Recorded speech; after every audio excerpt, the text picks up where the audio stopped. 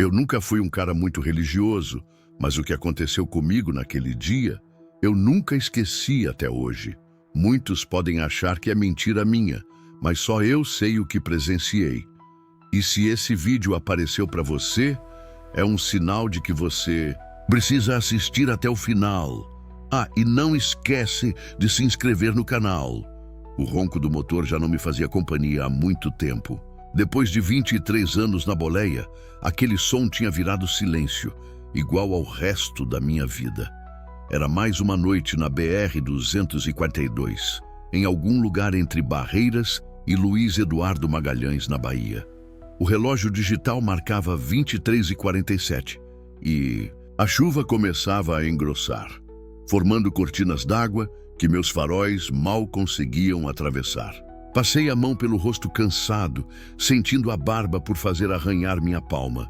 52 anos nas costas e mais quilômetros rodados do que conseguia contar. A solidão era minha única companheira fiel desde que Maria me deixou, levando nosso filho João. Isso faz 12 anos, mas a dor ainda morava ali, entre o banco do motorista e o beliche vazio atrás. O cheiro de diesel misturado com café frio preenchia a cabine. Tinha parado num posto há umas 3 horas, em Barreiras. Lembro bem porque foi lá que recebi a notícia pelo rádio. Mais um caminhoneiro tinha sido assaltado na região. A gente vai ficando duro, calejado, mas nunca se acostuma com essas histórias. Cada uma delas traz de volta aquela noite em Feira de Santana, 8 anos atrás. As cicatrizes nas costas da minha mão direita ainda contam essa história em silêncio. A garrafa térmica estava quase vazia. Café intragável como tudo na minha vida. Intragável, mas necessário para seguir em frente. As luzes de um posto apareceram ao longe, mas decidi não parar. Tinha meta para cumprir, e cada minuto parado era dinheiro perdido. A carga de soja não podia atrasar. Pelo menos era o que eu dizia a mim mesmo, fingindo que não tinha medo de ficar sozinho com meus pensamentos. Foi quando os limpadores do para-brisa falharam por um segundo. Naquele breve momento, entre um movimento e outro das palhetas de borracha, vi algo, ou alguém, na beira da estrada. Reduzi instintivamente, mais por reflexo do que por vontade. A chuva agora castigava forte, e nenhum cristão deveria estar naquele lugar àquela hora. O coração acelerou, bombeando memórias ruins. Não para ninguém de noite. A primeira, regra da estrada, aquela que aprendi do jeito mais difícil em Feira de Santana.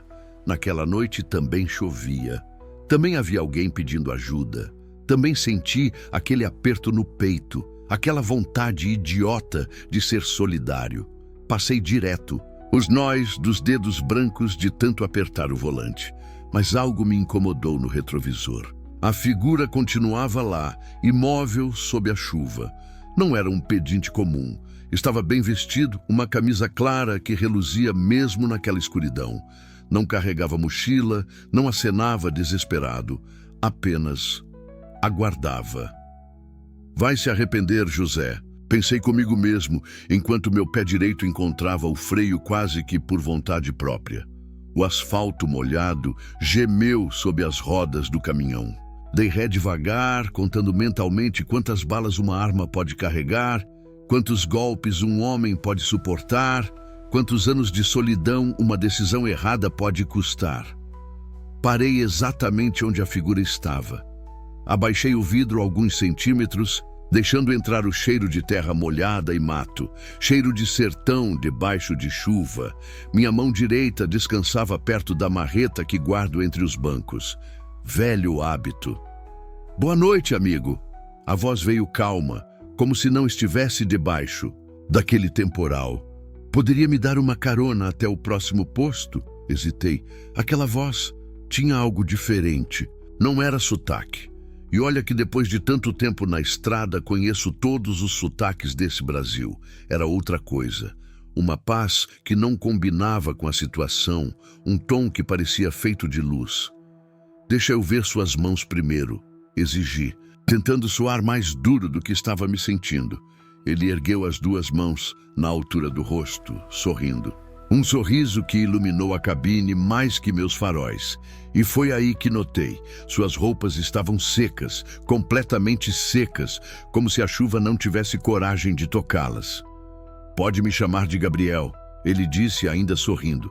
Destravei a porta. O som do trinco ecoou como uma decisão sem volta.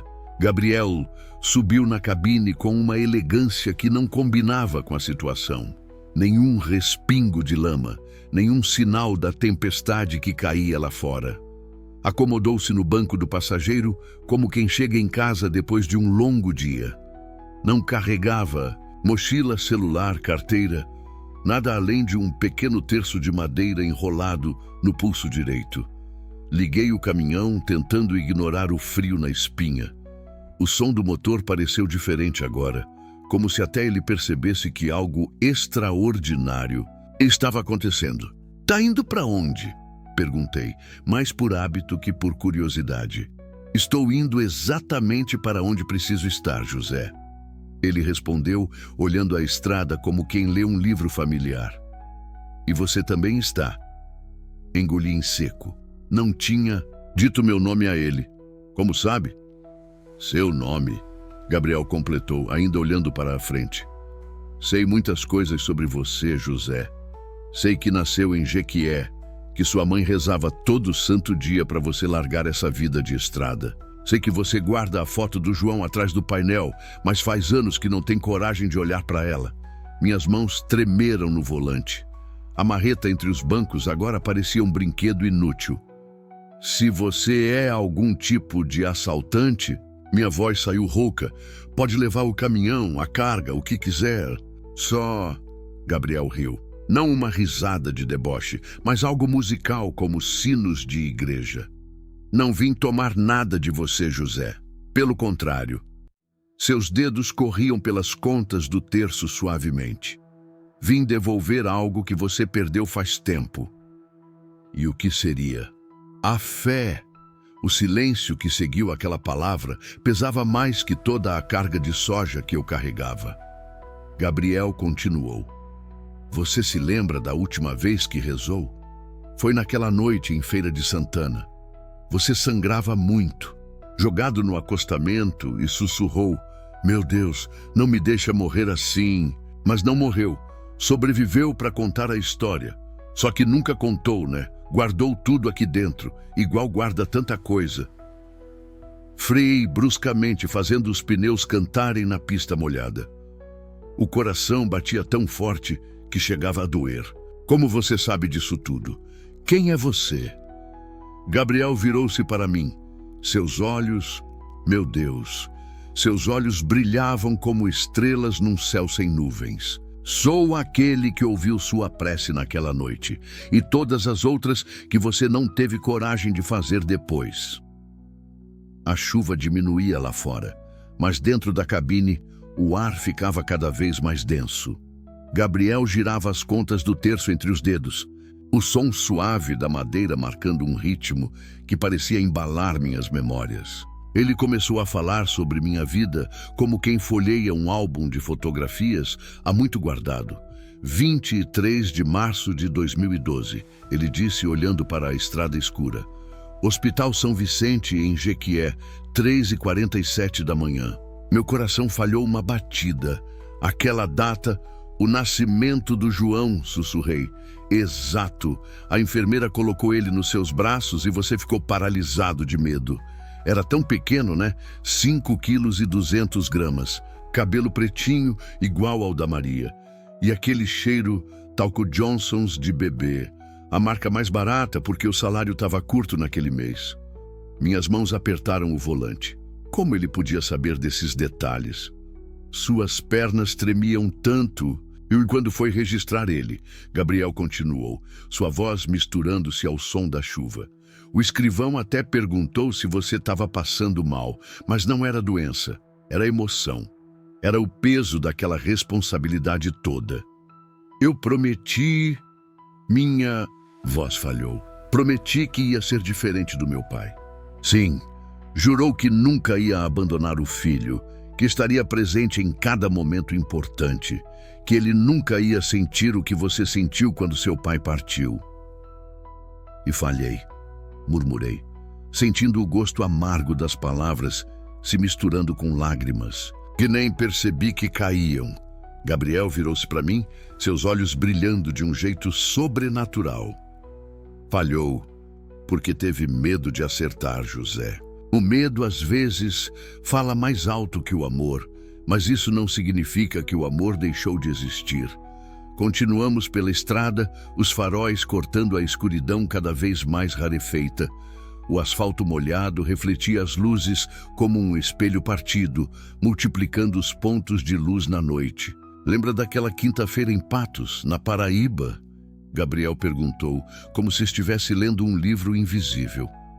O cachorro atropelado na beira da pista, um vira-lata caramelo com uma mancha branca no peito. Engoli em seco.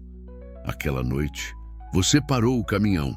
Estava atrasado para a entrega, o patrão ia descontar do seu salário, mas mesmo assim parou. Passou a noite inteira com o bicho no posto, limpando os ferimentos com água oxigenada que comprou na farmácia. Deu água na boca dele com uma seringa velha que o frentista arranjou.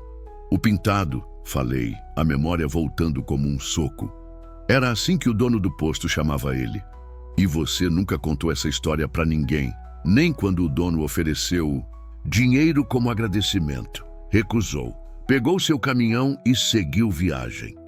Uma curva mais fechada nos obrigou a reduzir a velocidade. Gabriel continuou. A estrada te endureceu por fora, José, mas seu coração ainda bate no mesmo ritmo daquele pai que cantava O Cravo e a Rosa para fazer o João dormir. Lembra como ele ria quando você errava a letra de propósito? O cravo brigou com a rosa embaixo de uma sacada. O cravo saiu ferido e a rosa pulou na bacia. As lágrimas agora corriam livres pelo meu rosto. Tentei secá-las com a manga da camisa envergonhado, mas Gabriel tocou meu braço. Seu toque era quente, reconfortante, como um raio de sol numa manhã de inverno. Não precisa esconder, José. Aqui não tem ninguém para julgar suas lágrimas. Só eu e você e ele. Naquela noite, comecei a voz embargada, naquela noite em Feira de Santana, eu rezei. Pela primeira vez em anos, eu rezei de verdade. Eu sei, Gabriel respondeu suavemente. Você estava sangrando muito, jogado no acostamento. Os assaltantes tinham ido embora com o caminhão e você sussurrou, meu Deus, não me deixa morrer assim. E não morreu. Como sobrevivi àquela noite? Perguntei, uma dúvida que me atormentava há anos. Ninguém passa por aquela estrada de madrugada. Ninguém. Um caminhoneiro parou. Gabriel sorriu. Um senhor de cabelos brancos, dirigindo um Scania azul. Ele te levou para o hospital e desapareceu antes que pudesse agradecer. Nunca se perguntou por que não conseguiu encontrar ele depois? Porque ninguém no hospital lembrava de ter visto um senhor de cabelos brancos. Senti um arrepio percorrer minha espinha. As peças começavam a se encaixar. Se você é o que eu estou começando a achar que é, minha voz tremia. Por quê? Eu? Por que agora? Porque você parou, ele respondeu simplesmente. Depois de tanto tempo fugindo, você finalmente parou para ouvir. E sabe o que é mais bonito? Você parou para ajudar alguém, mesmo depois de tudo que aconteceu, mesmo com medo, mesmo com todas as razões para seguir em frente. O para-brisa embaçou de repente, como se a temperatura dentro da cabine tivesse mudado. Quando passei a mão para limpá-lo, vi que Gabriel segurava seu terço de um jeito diferente agora. As contas brilhavam com uma luz própria, suave, mas inegável. José, ele disse, sua voz ganhando uma profundidade que fez o ar vibrar. Chegou a hora de você descobrir por que sobreviveu naquela noite. Por que todas as suas preces, mesmo as não ditas, foram ouvidas e principalmente... Ele fez uma pausa, seus olhos agora definitivamente brilhando como estrelas. Por que você nunca esteve sozinho nessa estrada? De repente, o céu desabou. Não era mais apenas chuva.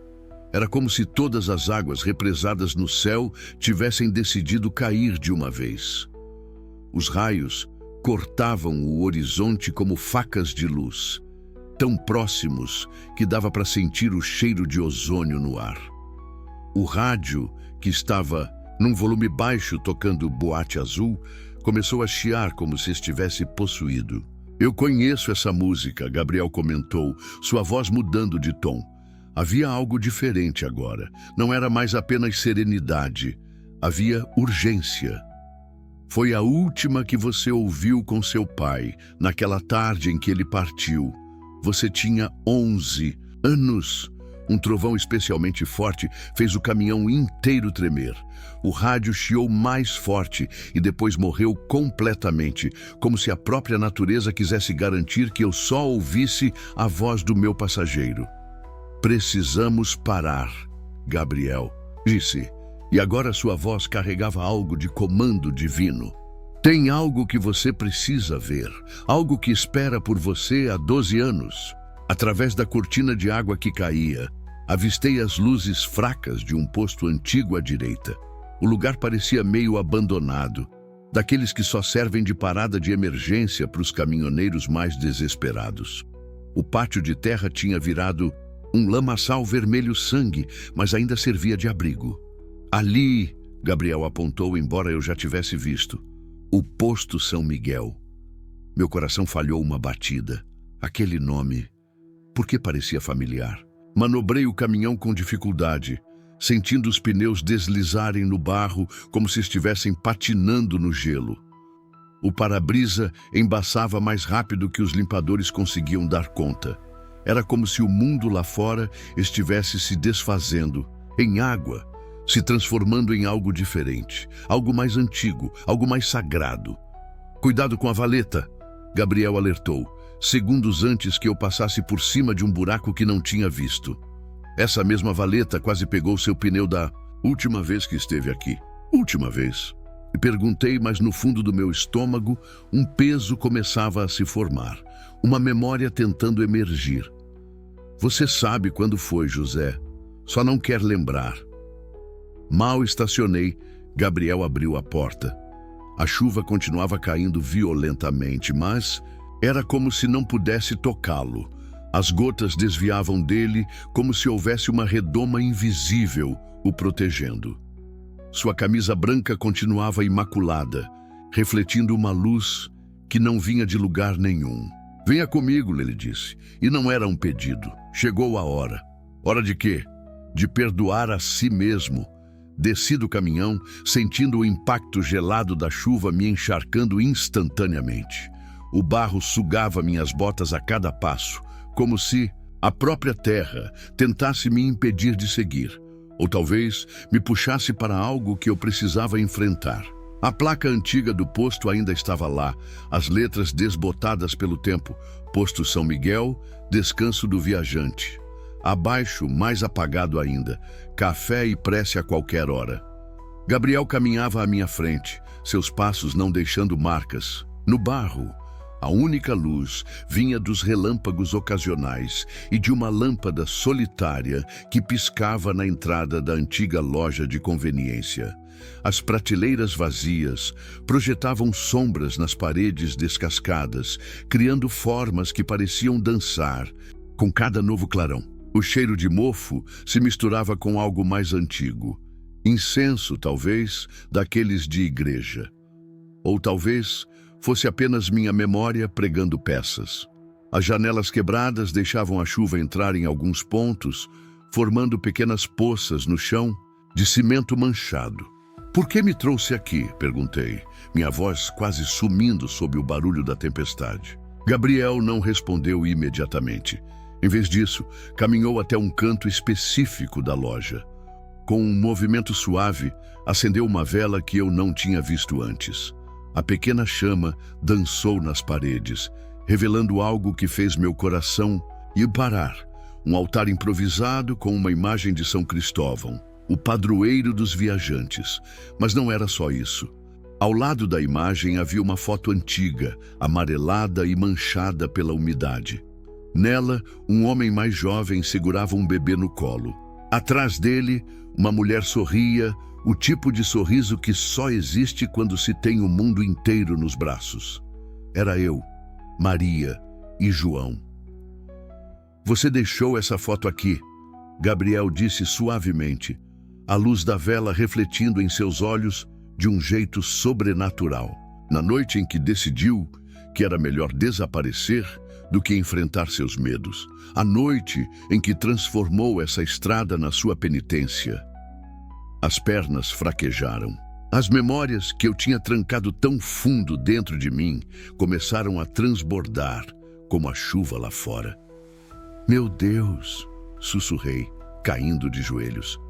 "Foi aqui." Capítulo 5. O confronto.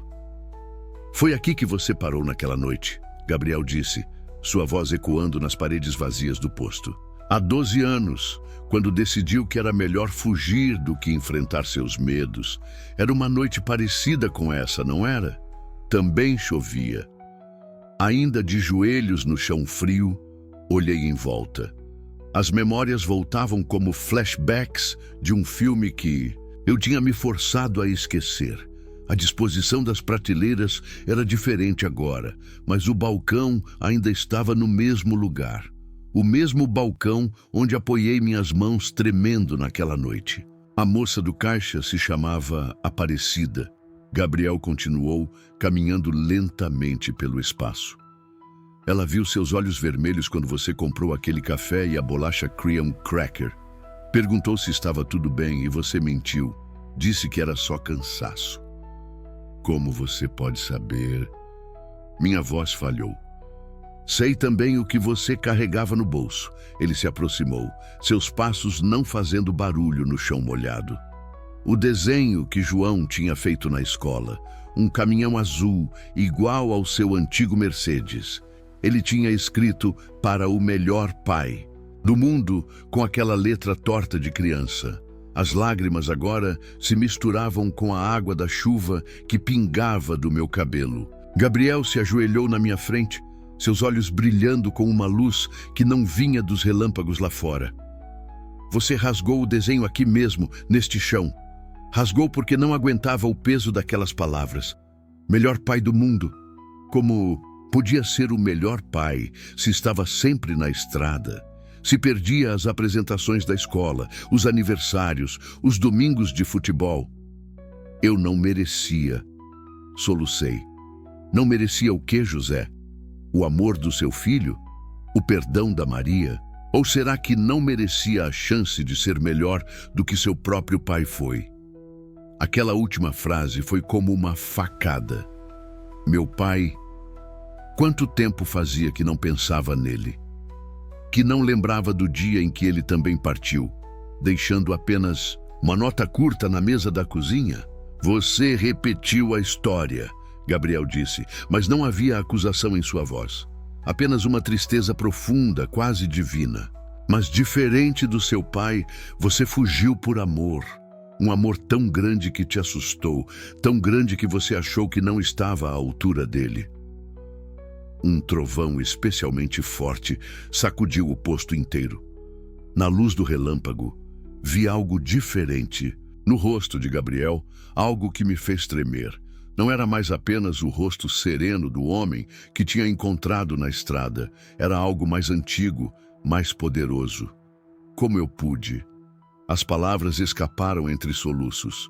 Como eu pude abandonar meu filho? Você fugiu naquela noite, José. Não de Maria, não do João. Você fugiu de Deus. Gabriel tocou meu ombro, e seu toque era como fogo e paz ao mesmo tempo. Fugiu porque tinha medo de não ser o pai que seu filho merecia, porque achava mais fácil ser ausente de vez do que presente pela metade. As lágrimas agora corriam livres. 12 anos de dureza se desfazendo como açúcar na chuva. Era como se uma represa tivesse estourado dentro do meu peito. Contei tudo. As viagens cada vez mais longas, o medo crescente de voltar para casa, as promessas quebradas. Maria tentou, sabe? Falei entre soluços. Ela tentou tanto me fazer entender que não precisava ser perfeito, que só precisava estar lá. E o João? Gabriel perguntou suavemente. Ele correu atrás do caminhão. Minha voz era apenas um sussurro agora. Naquela última manhã, correu até não aguentar mais. Eu vi pelo retrovisor, mas não parei. Não podia parar. Por quê? Porque se parasse, se olhasse nos olhos dele, não teria coragem de ir. Gabriel se levantou, sua figura projetando uma sombra impossível na parede. Por um momento, parecia haver asas naquela sombra. Mas sabe o que é mais triste? Ele perguntou. Seus olhos agora definitivamente não eram mais humanos. Você se convenceu que merecia essa solidão, que era seu castigo. Transformou a estrada em sua penitência, quando ela poderia ter sido seu caminho de volta. A chuva lá fora começou a diminuir, como se até o céu fizesse silêncio para ouvir daquelas palavras. Todo dia você passa por lugares onde poderia ter dado meia volta. Todo posto de gasolina era uma chance de pegar o telefone e ligar. Cada cidade era uma oportunidade de dizer, me perdoa. Mas você escolheu o castigo, José. Escolheu a solidão porque ela doía menos que o perdão. Me levantei com dificuldade, as pernas bambas. A foto no altar ainda me encarava. Aquele homem mais jovem, cheio de sonhos e medos, segurando seu mundo nos braços. Hesitei, e se for tarde demais? O sorriso de Gabriel iluminou todo o posto abandonado. Tarde demais? Para o amor? Para o perdão? Ele riu suavemente. José, você já se perguntou por que em todos esses anos Maria nunca mudou o número do telefone? Por que João nunca bloqueou seu contato? Meu coração parou por um segundo. Eles esperam por você todos os dias, porque sabem quem você é de verdade, José. Sabem que por trás desse caminhoneiro calejado ainda existe aquele pai que cantava O Cravo e a Rosa fora de tom só para fazer o filho rir.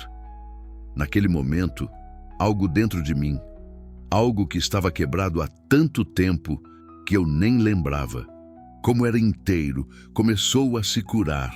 Quando abri os olhos, o sol nascia no horizonte. Estava sozinho no chão da loja abandonada, mas não me senti sozinho. O ar tinha um cheiro diferente, como depois da chuva, como novidade, como esperança. Me levantei devagar, os ossos reclamando da noite dormida no chão duro. A imagem de São Cristóvão ainda estava lá, mas a vela tinha desaparecido. No lugar dela, havia um terço, o mesmo que Gabriel carregava no pulso. Voltei para o caminhão, esperando encontrá-lo vazio, silencioso como sempre foi. Mas algo tinha mudado. Sobre o painel, havia um papel dobrado com uma caligrafia que nunca tinha visto, mas reconheci imediatamente. A estrada não é só asfalto e poeira, José. É o caminho de volta para casa. Para todos os tipos de casa, para todos os tipos de amor, para todos os tipos de perdão, principalmente o próprio. Liguei o motor, sentindo cada vibração diferente. O ronco do caminhão já não era mais silêncio, era música, era prece, era esperança. Peguei meu celular. Tinha o número do João guardado há 12 anos, nunca tendo coragem de usar. Ele devia estar com 17 agora. Um homem quase feito, crescendo sem pai, igual eu cresci. Minhas mãos tremiam quando apertei o botão de ligar. Um toque, 2, 3. Alô? A voz do outro lado era grave, diferente da que guardava na memória, mas ainda tinha algo do meu menino nela. João, minha voz falhou. Filho, é o pai. O silêncio que seguiu pareceu uma eternidade. Então, ouvi um soluço contido. Pai, o senhor tá onde? Tô voltando para casa, filho. As lágrimas desciam livres agora. Se você deixar. O sol nascia diferente no sertão da Bahia naquela manhã. E pela primeira vez em muito tempo, eu sabia exatamente para onde estava indo. Olhei uma última vez para o posto São Miguel pelo retrovisor. Por um momento, poderia jurar que vi uma figura de branco na porta, sorrindo. Mas quando pisquei, tinha desaparecido. Sorri também, sentindo o peso do terço no bolso da camisa. Alguns anjos usam asas, outros usam caminhão.